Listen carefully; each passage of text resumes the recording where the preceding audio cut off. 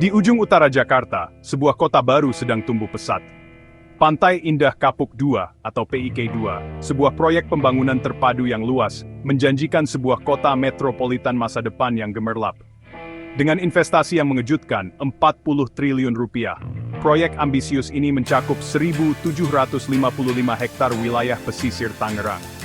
Ditetapkan sebagai proyek strategis nasional pada tahun 2024, PIK2 mewakili aspirasi Indonesia untuk pertumbuhan ekonomi dan pembangunan perkotaan.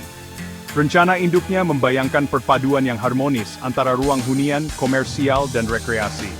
Apartemen mewah, pusat perbelanjaan yang luas, dan tempat hiburan kelas dunia hanyalah sekilas kemewahan yang ingin ditawarkan P2.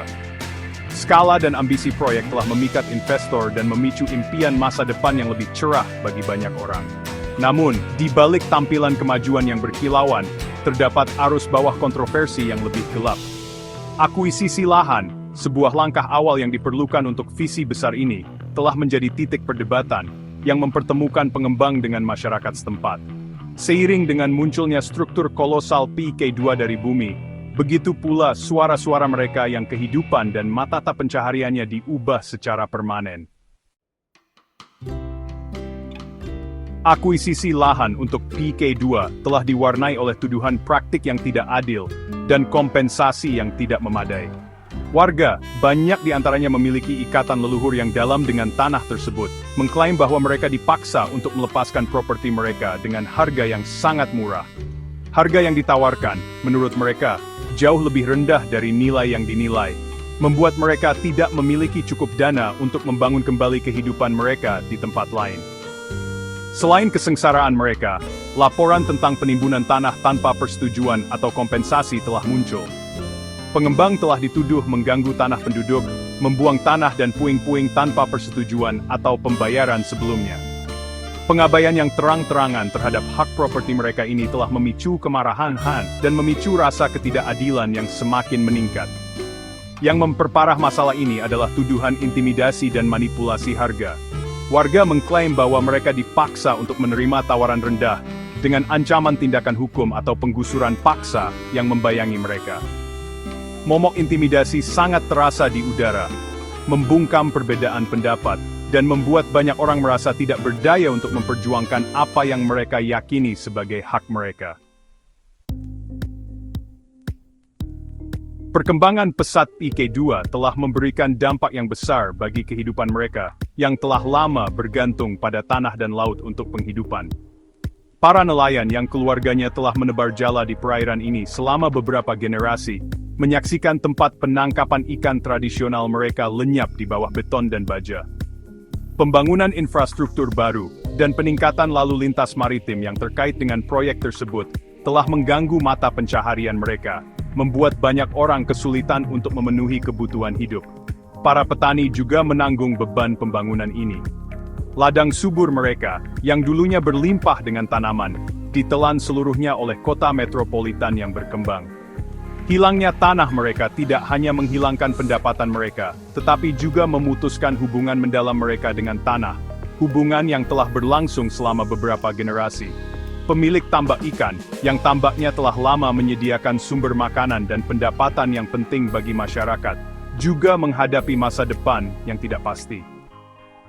Perambahan pembangunan dan potensi pencemaran dari kegiatan konstruksi mengancam keseimbangan ekosistem mereka yang rapuh, membebtitian at tifirkspreken. Bagian 4, seruan untuk keadilan, intervensi ombudsman dan pencarian keadilan. Kantor Ombudsman Republik Indonesia Perwakilan Banten, menanggapi semakin banyak keluhan, telah meluncurkan penyelidikan atas proses akuisisi lahan untuk PIK2.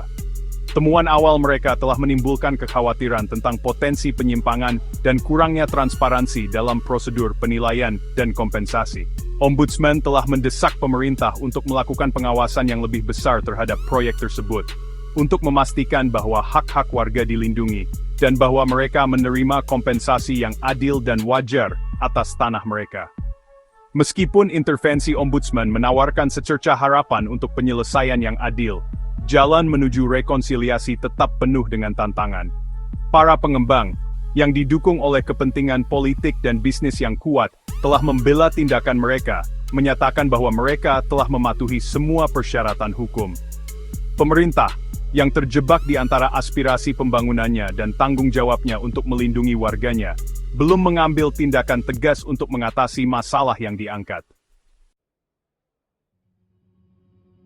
Bagian 5. Transparansi, tonggak kepercayaan dan pembangunan yang adil. Kontroversi seputar proses akuisisi lahan PIK 2 menggarisbawahi prinsip dasar yang harus mendasari setiap proyek pembangunan transparansi. Ketika keputusan tentang penggunaan lahan dan pembangunan dibuat secara tertutup, tanpa partisipasi yang berarti dari masyarakat yang terkena dampak, potensi penyalahgunaan dan eksploitasi menjadi tinggi. Transparansi bukan hanya sekadar prosedur yang bagus, itu adalah landasan tempat kepercayaan dibangun. Ketika masyarakat tidak diberi tahu tentang alasan dibalik proyek pembangunan, dampak potensial pada kehidupan mereka, dan kompensasi yang dapat mereka harapkan, hal itu menimbulkan kecurigaan, kebencian, dan konflik. Komunikasi yang terbuka dan jujur, ditambah dengan komitmen yang tulus untuk mengatasi masalah masyarakat, sangat penting untuk memastikan bahwa proyek pembangunan menguntungkan semua pemangku kepentingan, bukan hanya segelintir orang. Bagian 6. Menavigasi labirin, mencari solusi berkelanjutan untuk masa depan. PK 2. Kontroversi PA 2 menghadirkan tantangan kompleks tanpa solusi yang mudah, menyeimbangkan keharusan pembangunan ekonomi dengan hak dan kesejahteraan masyarakat setempat, membutuhkan pendekatan bernuansa yang mengutamakan dialog, kompromi, dan visi bersama untuk masa depan. Salah satu jalan potensial ke depan terletak pada pembentukan badan mediasi independen, yang terdiri dari perwakilan dari pemerintah, pengembang, dan masyarakat yang terkena dampak. Badan ini dapat memfasilitasi diskusi yang terbuka dan transparan, mengatasi keluhan, dan bekerja menuju solusi yang dapat diterima bersama.